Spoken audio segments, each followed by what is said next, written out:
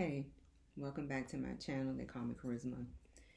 And I've been wanting to talk about a couple of things that have happened recently.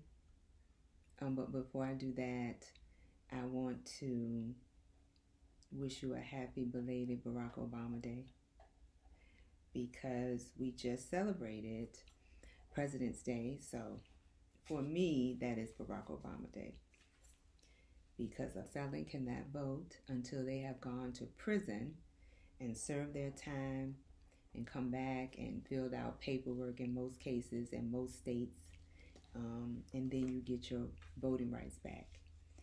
So you can't be the president and be a felon.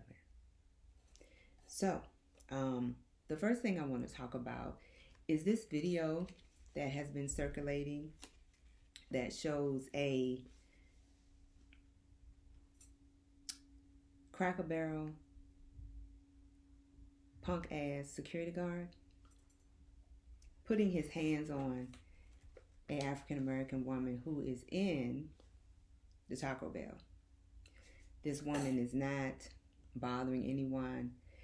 In the video that I saw, I only saw two people in the Taco Bell, and they did not have any food in front of them. They were just in the Taco Bell. And you see this woman walk up to the screen in the Taco Bell looking as if she's getting ready to order some food. And you see this person who looks like a man but does not display behavior of a man slap her in her face. And then he begins to bully her and berate her out of the store. He does this all the way until she goes out of the door of the store. And I personally just want to say to this person that what he has done is decrease his lifespan. And I say this because when you do something that is so egregiously wrong to a African American woman, and I want you to remember that African people are the first people on the planet, and the proof of that is the oldest living bones, well, if they bones, they're not living, but the oldest bones were found in Ethiopia. Woman bones, Ethiopia. In Ethiopia, if you are challenged with your geography, Ethiopia is in Africa. Ethiopia is in Africa, and that would mean that the oldest living humans are African. So when you demonstrate such vile behavior towards women, the people who make the people, because people have to be born through a woman, because it is women that have a womb. We talked about that when we discussed the sacral chakra.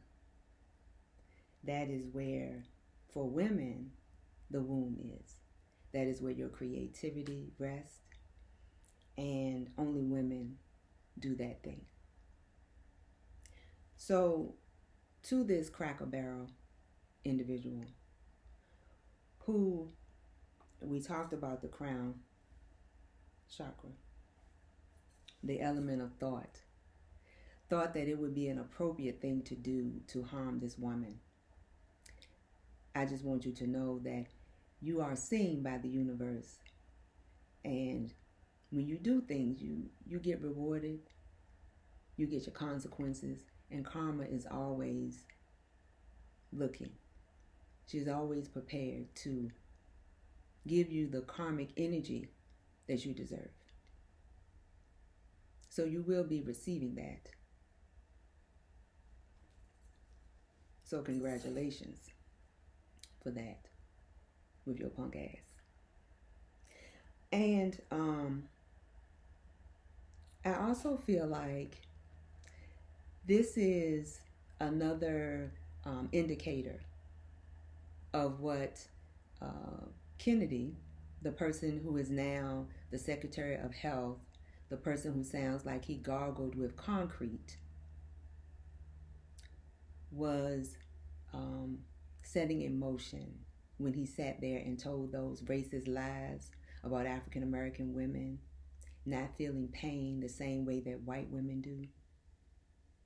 When he was allowed to sit there in that seat and say those racist lies that white people have been saying since the time that the first African person arrived in this place called America. They've been saying that about us, trying to make us appear to be half human, when you would have to be less than human to go and steal people from their continent and bring them to a place against their will and force them into enslavement to build your country for free. Non-humans do that. So this is a way of allowing people to brutalize, to harm. And then those people can say, well, the Secretary of Health said that they don't even feel that. But a felon has allowed this huge Pandora's box to be open. And not that it wasn't open. It was open. But when you place a felon in charge of the country, it allows even more and more and more of this to happen. And I'm saying this for all of you who have voted for this felon. You're complicit. So you be careful, because you will receive your karma. You be careful because you're shortening your life. Next. Today, I got a call on my phone, and it was a call I didn't recognize, so I didn't answer it. I do what people do. I pressed the red button. And the person was so arrogant that they called right back. So, in my infinite wisdom, I said, no, this bitch didn't. And I answered the phone and I said, hello, in my voice of, I know you didn't just call me back when I pressed the red button. So I answered the phone and this person says, charisma, like they know me. Oh, I apologize.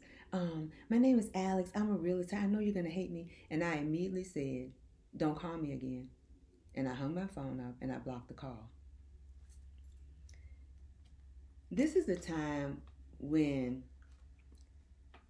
there's going to be a resurgence of gentrification and phone calls from realtors that want to buy your home. This has happened before. When I was growing up in my historic neighborhood, my parents got flooded with calls from white people wanting to buy their home. These are the same white people that fled the neighborhood as soon as the first brown person moved in, the first dark-skinned black person moved in, they left. The first African-American person moved into the neighborhood, they left. And when they found out how much these houses were worth, they wanted to come back. My family was the last family on the block. So I hung up in Alex's face and I blocked his call. Because my house is not for sale. I will hold on to it like a fat kid holding on to cake. Do you hear me?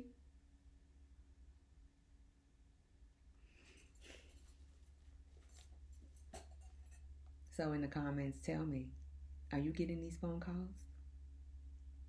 Are they calling you for your home?